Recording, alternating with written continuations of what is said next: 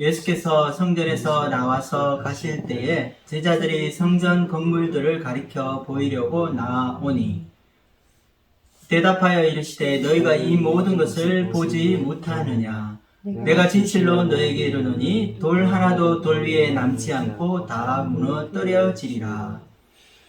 예수께서 감람산 위에 앉으셨을 때에 제자들이 조용히 와서 이르되 우리에게 이르소서 어느 때에 이런 일이 있겠사오며 또 주의 임하심과 세상 끝에는 무슨 징조가 있사오리까. 예수께서 대답하여 이르시되 너희가 사람의 미혹을 받지 않도록 주의하라. 많은 사람이 내 이름으로 와서 이르되 나는 그리스도라 하여 많은 사람을 미혹하리라. 난리와 난리 소문을 듣겠으나 너희는 상가 두려워하지 말라. 이런 일이 있어야 하되 아직 끝은 아니니라. 민족이 민족을 나라가 나라를 대적하여 일어나겠고 곳곳에 기근과 지진이 있으리니 이 모든 것은 재난의 시작이니라. 그때 사람들이 너희를 환난에 넘겨주겠으며 너희를 죽이리니 너희가 내 이름 때문에 모든 민족에게 미움을 받으리라.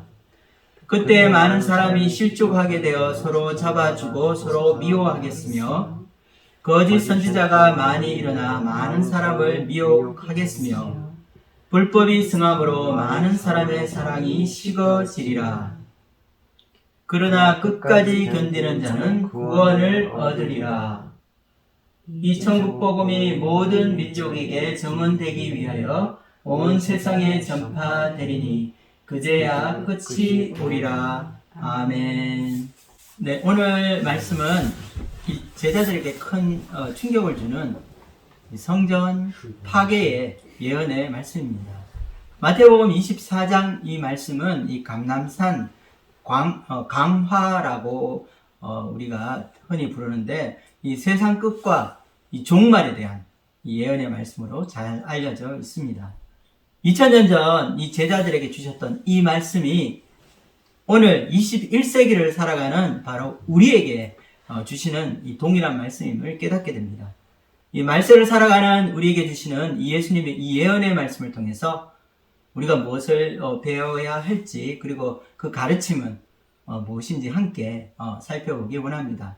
우리 함께 1절과 2절 말씀을 읽어보도록 하겠습니다. 예수께서 성전에서 나와서 가실 때에 제자들이 성전 건물들을 가리켜 보이려고 나오니 대답하여 이르시되 너희가 이 모든 것을 보지 못하느냐. 내가 진실로 너에게 이르노니 돌 하나도 돌 위에 남지 않고 다 무너뜨려지리라.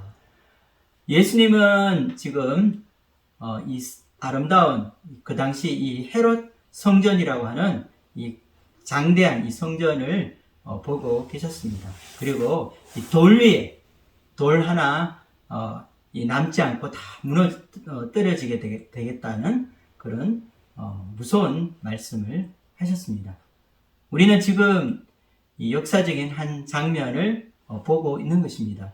하나님의 아들의 음성으로 직접 이 자신이 설계한 이 인류의 마지막 그리고 이 세상의 종말에 대한 이 그때의 이야기를 듣고 있는 것입니다.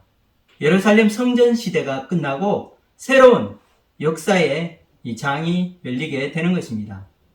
유대인들에게 있어 이 성전이라는 개념은 그들의 생명과도 같았습니다. 1000년이 넘는 이 긴 시간 동안 이 홀리 플레이스, 홀리 플레이스, 이 성소는 하나님을 만나는 거룩한 장소였습니다. 유대인들을 이방인들과 구별하는 그들의 이 자존심이자 신앙의 정체성을 상징하고 있는 것입니다.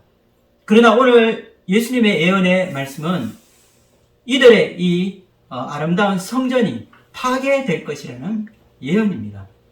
실제로 이 예루살렘 성전은 예수님이 이 죽음에서 부활하시고 승천하여 하늘로 올라가신 이후 40년이 되지 못해서 무너지고 말았습니다. 성전이 존재했었던 그 흔적조차 찾아보기 힘들 정도로 하나님의 심판은 무섭고도 철저했습니다. AD 70년경 로마의 세금 정책을 거부하며 반란이 일어나고 또 유대의 혁명으로 확대되게 되었습니다. 그래서 이 반란군을 진압하기 위해서 우리가 잘 아는 로마의 이 티투스 장군이 예루살렘으로 진격하였습니다. 유대인들은 끝까지 항복하지 않았고 또 로마 군대와 전면전을 벌이게 되었습니다. 그리고 그 결과는 바로 예수님께서 조금 전에 말씀하셨던 것 같이 돌 위에 돌 하나 남지 않을 정도로 철저한 이 파괴와 멸망이었습니다. 바벨론 포로 이후로 초라한 이 스룹바벨 성전을 증축하여서 이 세운 헤롯 성전은 유대인들의 이 낮아진 자존심을 세워 주었습니다. 마가복음 13장 1절에 보면 예수님의 제자들이 이 헤롯 성전의 웅장한 크기와 그 규모에 놀라워하는 모습이 나옵니다. 실제로 이 헤롯 성전에 사용된 이 기초, 이 석재 크기가 엄청났다는 그런 이야기가 전해오고 있습니다. 즉, 이 돌 하나의 길이가 무려 12m 이상이 되는 것이었다고 합니다.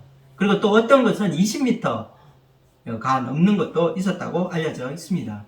하지만 예수님께서는 겉모습의 이 화려함이나 엄청난 크기에 감탄하기보다는 내면의 그 본질을 보고 계십니다. 거룩해야 할 하나님의 성전 제사가 이미 이 종교 지도자들의 타락으로 썩어가고 있었습니다. 예수님께서는 하나님이 찾으시는 정의와 긍휼, 그리고 신앙의 순수한 믿음을 저버리고 예루살렘 이 성전이 이미 영적으로 죽은 성전임을 선포하신 것입니다. 그것은 하나님의 임재가 떠났다는 말입니다. 우리는 너무나 쉽게 이 겉모습만 보고 감동받기 쉽습니다. 아무리 큰 이 교회 건물이 있다 하더라도 그 안에 있는 이 영적인 지도자들이 부패하고 또 신자들의 믿음을 떠났다면 거기에 더 이상 우리는 거룩한 하나님의 임재를 기대하기 어려울 것입니다. 우리는 겉을 보고 판단하기 쉽고 또 그 내적인 본질을 제대로 보지 못할 때가 많은 것입니다. 우리의 신앙도 마찬가지입니다. 겉으로 보기에는 우리가 좋은 직분을 가지고 많은 이 사역의 성과와 업적을 남기게 되므로 사람들의 칭찬과 박수를 받을 수도 있을 것입니다. 하지만 이 신앙의 순수성을 잃어버리고 변질되어 있다면 하나님 앞에 결코 우리는 인정받을 수 없을 것입니다. 그런데 이 한국 교회는 이 숫자와 이 규모만 보면 이 웅장한 이 메가 철치로 이 세계적인 교회로 자랑할 수 있을 것입니다. 그러나 겉으로 보이는 이 크기와 이 성장이라는 개념은 하나님 앞에 아무런 의미가 없는 것입니다. 중요한 것은 숫자가 아니라 하나님이 인정해 주시고 하나님이 알아주시는 이 열매가 있어야 한다는 것입니다. 오늘 말씀에서 이 세상의 종말의 징조로 가장 먼저 나오고 있는 사건이 바로 이 성전 파괴입니다. 유대 성전이 멸망하고 이 만회할 수 없을 정도로 철저히 이 유린되고 무너졌다는 것은 무엇을 의미하고 있을까요? 유대인에게 있어 이 성전은 그들의 신앙의 중심이고 또 하나님이 임재하시는 이 거룩한 곳이었습니다. 그래서 이들은 이 성전의 멸망은 결코 있을 수 없는 일이라고 생각했습니다. 그러나 이들은 하나님의 은총을 상실하게 되었습니다. 성전을 중심에 두고 하나님을 섬겼던 그들의 신앙생활도 마지막이 되었던 것입니다.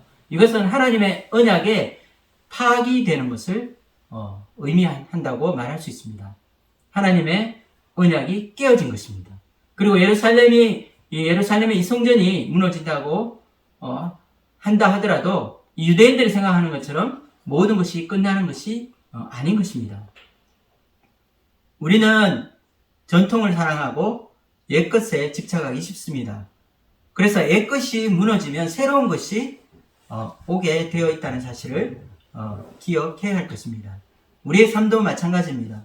우리의 인생에 큰 그림이 없을 때 우리는 앞에 놓인 이 작은 실패로 너무나 쉽게 좌절하고 넘어져 침체에 빠지기 쉬운 것입니다. 우리는 성전 시대가 끝나고 새로운 시대가 다가오고 있는 것을 보고 있습니다.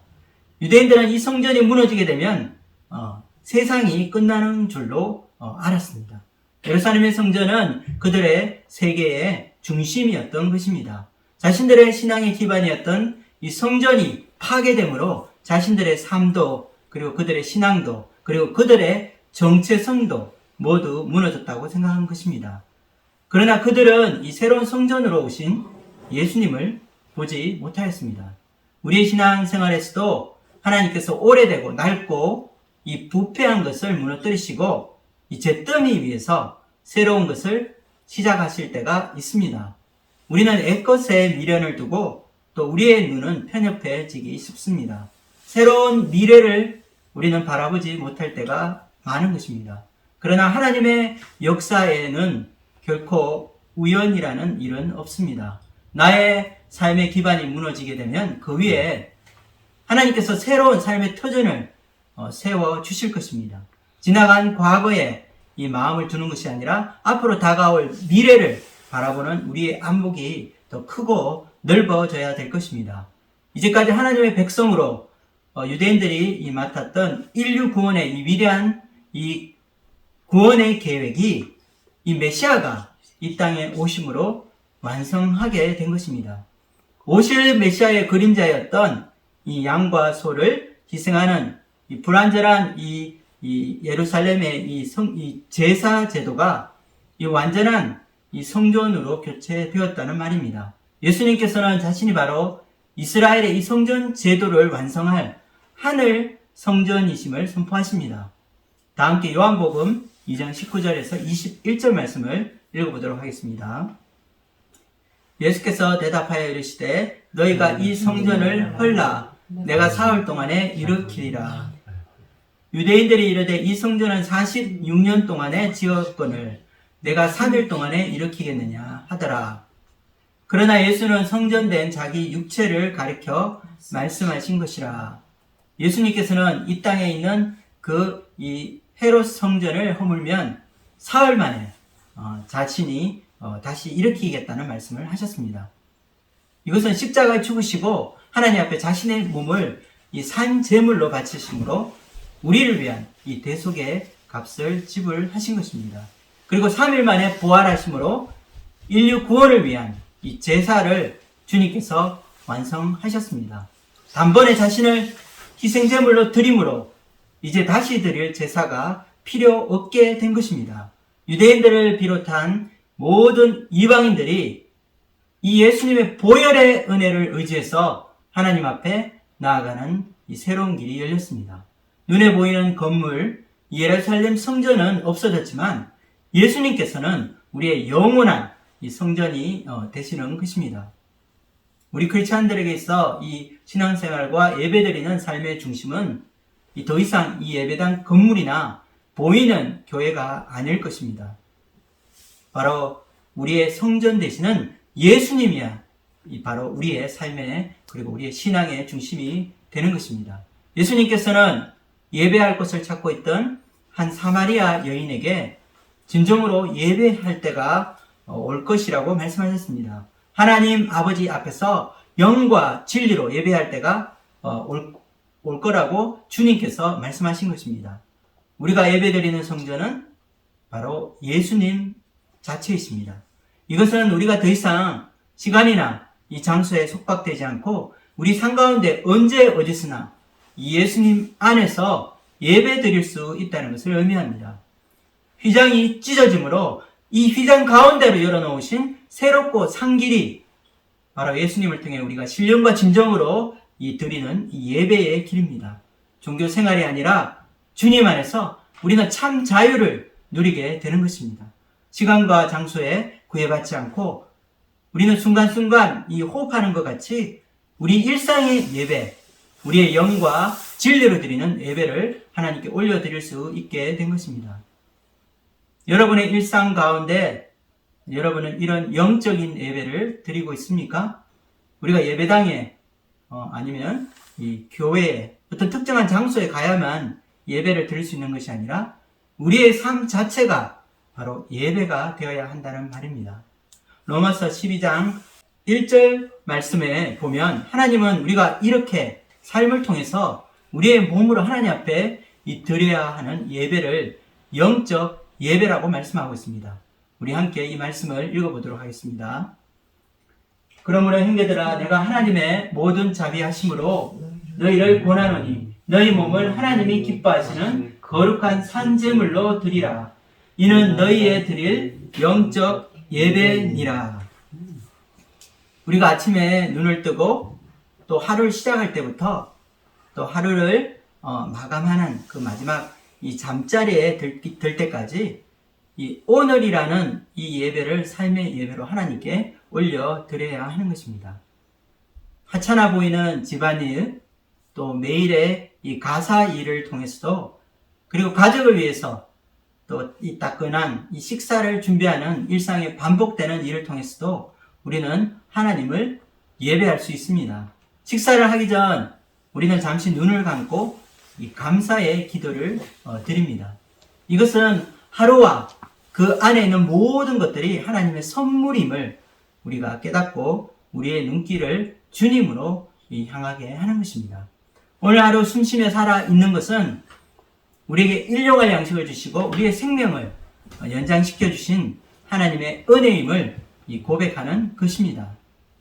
일과 직장 생활을 통해서도, 그리고 우리 아이들이 학교에서도, 그리고 가정과 또 직장에서도 우리의 매일 삶에서 우리는 이 주님께 예배 드릴 수 있습니다. 우리가 어디 가나 또 어디에 있거나 우리는 하나님 앞에 예배 드리는 자리에 설 수 있는 것입니다. 한 주간도 주님께서 우리의 성전 되심을 기억하고 우리의 삶으로 하나님 앞에 예배 드릴 수 있기를 원합니다. 우리에게 주신 이 오늘이라는 하루를 하나님 앞에 예배 드리며 성전 되신 예수님 안에 거하는 저와 여러분이 되기를 주님의 이름으로 축원드립니다. 아멘. 3절에서는 예수님께서 이 제자들과 함께 이 예루살렘 성전에서 나오셔서 이 감람산 이 위에서 대화를 나누는 장면이 나옵니다. 무리를 떠나 은밀한 장소에서 예수님과 마음에 있는 이 진솔한 대화를 나누고 있습니다. 제자들은 예수님이 다시 임하실 이 재림의 때, 그리고 이 세상 끝 이 종말의 때에 징조가 무엇인지 조용히 묻게 되었습니다. 3절 말씀을 읽어보겠습니다. 예수께서 감람산 위에 앉으셨을 때에 제자들이 조용히 와서 이르되 우리에게 이르소서 어느 때에 이런 일이 있겠사오며 또 주의 임하심과 세상 끝에는 무슨 징조가 있사오리까. 3절에서 말하고 있는 이 주의 임하심이라는 것은 헬라 원어로 파루시아입니다. 이 파루시아라는 것은 이 왕이나 이 고위 관리의 방문 혹은 이 신적인 존재가 임하는 이 현존을 의미하는 단어입니다. 그래서 이것은 우리가 이 주님의 임재하심으로 해석할 수 있습니다. 파루시아라는 이 헬라어는 이 당시 로마의 권위 있는 사람의 공식적인 방문을 위해 주로 사용되었던 단어였습니다. 예수님의 재림뿐 아니라 심판을 위해 장차 이 땅에 임하실 이 주님의 임재를 우리는 의미한다고 할 수 있을 것입니다. 주님의 임재하심과 세상 끝에는 어떤 징조가 있다고 주님께서 말씀하셨습니까? 우리 4절에서 8절까지 긴 절을 함께 읽어보도록 하겠습니다. 예수께서 대답하여 이르시되 너희가 사람의 미혹을 받지 않도록 주의하라. 많은 사람이 내 이름으로 와서 이르되 나는 그리스도라 하여 많은 사람을 미혹하리라. 난리와 난리 소문을 듣겠으나 너희는 삼가 두려워하지 말라. 이런 일이 있어야 하되 아직은 끝은 아니니라. 민족이 민족을 나라가 나라를 대적하여 일어나겠고 곳곳에 기근과 지진이 있으리니 이 모든 것은 재난의 시작이니라. 예수님께서는 이와 같이 이 제자들의 질문에 이 말세 때에 난리와 전쟁의 소문을 듣게 될 것이라고 말씀하십니다. 이것은 한 지역에서만 일어나는 어떤 지역적인 사건이 아니라 이제 전 우주적인 사건임을 말씀하고 있는 것입니다. 이때 예수님께서는 미혹받지 않도록 주의하라고 말씀하십니다. 나라와 나라 사이에 큰 이 전쟁이 일어날 것입니다. 그리고 곳곳에 무서운 이 자연재해가 있을 것입니다. 지금까지 한 번도 경험하지 못한 이 무서운 이 일들이 우리에게 일어날지도 모릅니다. 또한 예수님의 이름으로 오는 이 거짓 선지자들과 적 그리스도의 출현이 있을 것을 말씀하셨습니다.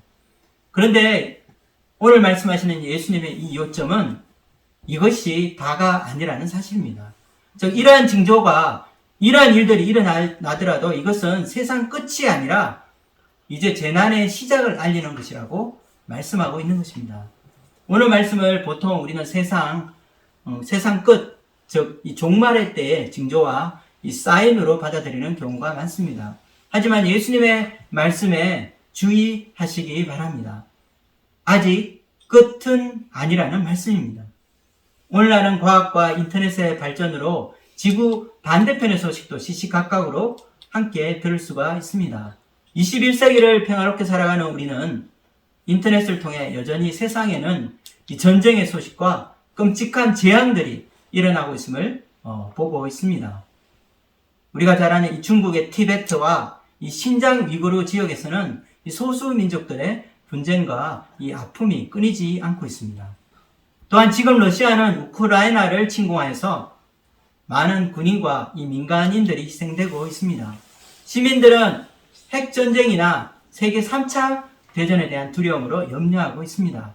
그리고 이와 같이 글로벌 시대에 살고 있는 우리에게 너무 쉽게 이 종말이 왔다는 그런 결론을 짓거나 또 혼돈 가운데 살아가는 것은 주님께서 경계하고 계시는 말씀인 것입니다. 이처럼 세상에 시끄러운 소식, 또 시끄러운 그런 일들로 인해서 마음이 요동하거나 혼란 가운데 있을 때에 세상 종말이 이르렀다고 유혹하는 이단 사상들이 있습니다. 이런 이단 사상들은 이 나라와 시대와 상관없이 언제든지 우리 주변에 있어 왔습니다. 이들의 특징은 시끄러운 세상으로 인해 불안해하고 두려워하는 이 사람들의 심리를 이용한다는 것입니다. 여러분, 1978년에 한 큰 사건이 있었습니다. 미국의 짐 존스라는 사람이 인민사원이라는 이 공동체를 만들었습니다. 그리고 여기는 이 1000여 명에 가까운 사람들을 그 자녀들과 가족들을 데리고 이 남아메리카 가이아나라는 곳으로 이주하여서 자급자족의 공동생활을 시작하였습니다. 존스는 핵으로 인한 종말이 임박했다고 경고하면서 자신의 이 공동체는 세상과 분리된 이 사도적 이 공동체로서 종말 이후에도 살아남을 수 있을 것이라고 이 사람들을 미혹한 것입니다. 그러나 1978년 11월 18일 정말 엄청난 일이 일어나고 말았습니다. 900명이 넘는 신도가 집단 자살을 한 것입니다. 그리고 그 중에 300명의 이 어린 아이가 살해되는 일어나서도 안 되는 일어날 수 없는 이 희대의 참극이 일어나게 된 것입니다. 한국에서도 세상에 종말이 왔다고 하는 사람들과 신도들을 유혹하는 흔히 말하는 이 사이비 이 종교 단체가 많았습니다. 특별히 서울 이 마포구에 있는 다미송교회라는 것을 여러분 들어보셨습니까? 1992년 10월 28일 예수님이 재림하신다는 이 종말론을 내세워서 약 1,500명의 신도들을 모았습니다. 이들은 일상생활을 다 포기하고 그리고 모든 자기의 재산을 헌금하고 집단생활을 하며 예수님의 재림을 기다리고 있었습니다. 그런데 문제는 이것이 전국적으로 퍼지게 되었고 또 많은 이 교회들이 참석하게 된 것입니다. 전국 155개 교회 8,200명이 이것과 관련된 이 집회에 동참하였고 또 이것을 촬영하기 위해서 미국의 CNN 이 방송과 일본 아사히 TV 등 수많은 이 외국 이 방송국에서 생중계를 하게 되었다는 사실입니다. 여러분 어떻게 되었을까요? 1992년 10월 28일 예수님께서 재림하셨습니까? 많은 사람의 이 관심이 집중된 그 가운데 이날 아무 일이 일어나지 않음으로 해서 이 사회에 많은 무리를 일으킨 사건으로 우리는 알고 있습니다. 난리와 전쟁의 소문이 퍼지면 사람들은 이 요동하고 신자들까지도 미혹을 받게 될 것입니다. 그러나 우리 믿는 자들이 진정으로 관심을 가져야 될 것은 언제 이런 말세가 이런 세계에 이 종말이 일어나느냐, 언제 예수님이 재림하느냐 하는 징조들이 아닐 것입니다. 그것은 우리의 믿음과 신앙을 지키는 것이라 말할 수 있습니다. 더욱더 우리는 이런 이 말세의 때에 하나님의 말씀을 붙들어야 하겠습니다. 하나님의 약속의 말씀을 붙잡고 하나님의 나라의 가치관을 견고히 세워 나가야 하는 것입니다. 예수님이 말씀하시는 이 강조점은 이런 종말의 때에 우리의 신앙을 더욱더 굳건히 해야 한다는 말씀입니다. 우리는 앞으로도 세상의 이 난리와 전쟁의 소식을 듣게 될 것입니다. 또한 기근과 전염병, 그리고 바이러스, 이 쓰나미와 지진, 이런 자연재해도 더 무서운, 더 큰, 더 엄청난 이런 재해들을 보게 될 것입니다. 하지만 이것은 앞으로 일어날 모든 재난의 시작임을 알아야 합니다. 이 모든 것이 바로 종말로 가고 있는 하나의 이 과정으로 우리는 보아야 한다는 것입니다. 우리가 깨어 있어서 이 종말의 때를 인식할 뿐 아니라 우리의 신앙을 더욱더 견고히 하고 진리의 말씀 위에 살아가고자 노력해야 할 것입니다. 이와 같은 말세의 징조들은 사실 우리 신자들의 삶과 밀접하게 관련이 있다고 예수님께서 말씀하십니다. 종말의 때에 이 신실한 신앙인들이 핍박과 이 고난을 당하게 될 것을 말씀하고 있기 때문입니다. 우리 함께 9절에서 13절까지 말씀을 읽어보도록 하겠습니다. 그때 사람들이 너희를 환난에 넘겨주겠으며 너희를 죽이리니 너희가 내 이름 때문에 모든 민족에게 미움을 받으리라.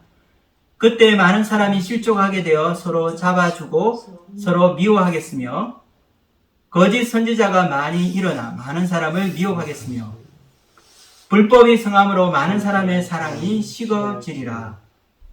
그러나 끝까지 견디는 자는 구원을 얻으리라. 여러분, 주님께서 뭐라고 말씀하십니까? 그러나 끝까지 견디는 자는 구원을 얻으리라. 순수하게 하나님을 의지하고 살아가는 우리 신자들을 세상이 미워하게 될 것입니다.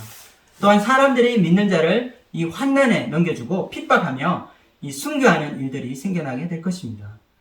이 종말의 때의 가장 큰 특징은 이 세상에 이 사랑이 식는 것입니다. 이제 더 이상 사람들에게서 사랑과 이 자비의 마음을 기대할 수 없게 될 것입니다. 사람들은 극도로 이기적이 되며 무자비하고 그리고 자기를 사랑하게 될 것입니다. 종말의 때에 살고 있는 우리가 정말 중요하게 생각해야 할 것은 언제 이런 종말이 오느냐 하는 것이 아닐 것입니다.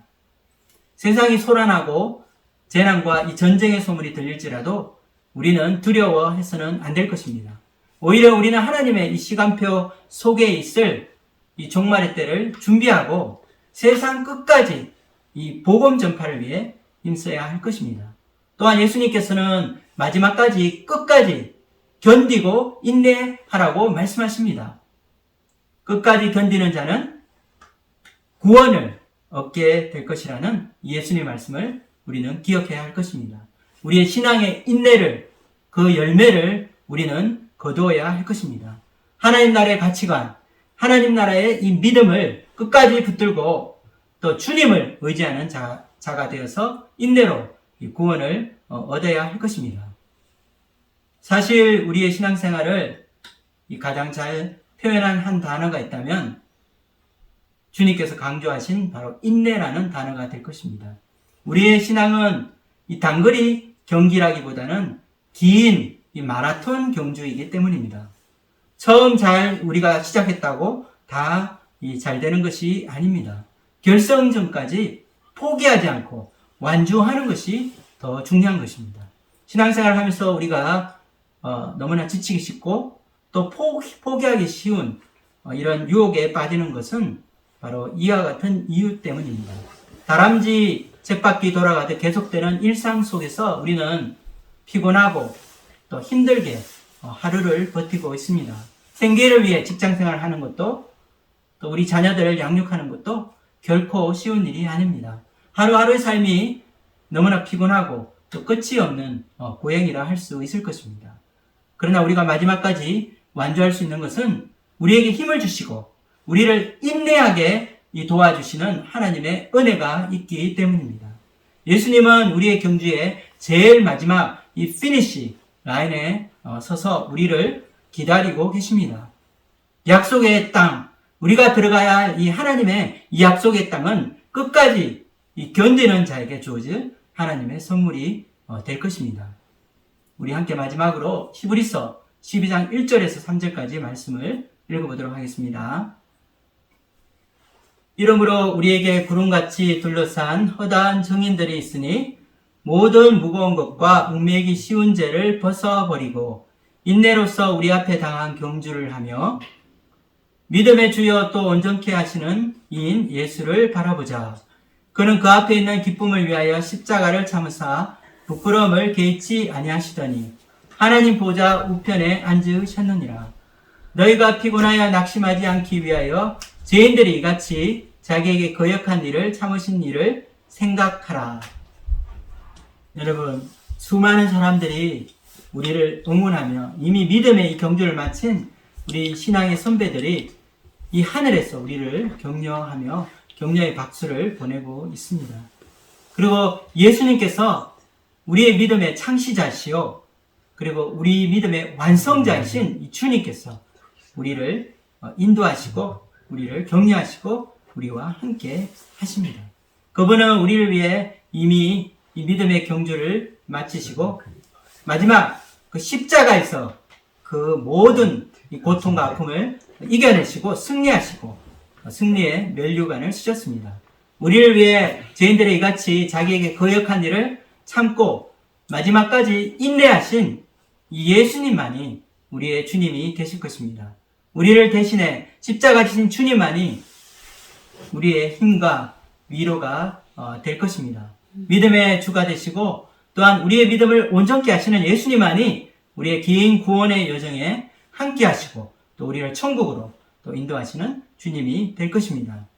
한 주간도 우리가 믿음의 주요 또 온전케 하실 예수님을 바라보고 우리 앞에 이 믿음의 경주를 끝까지 인내로서 달려갈 수 있기를 기도합니다. 믿음의 경주를 마칠 때까지 우리가 주님만을, 이 정중도, 이 주님만을 바라보고 마지막 이 피니시 라인에서 승리하는 저와 여러분이 되기를 주님의 이름으로 축복합니다. 기도하고 마치겠습니다.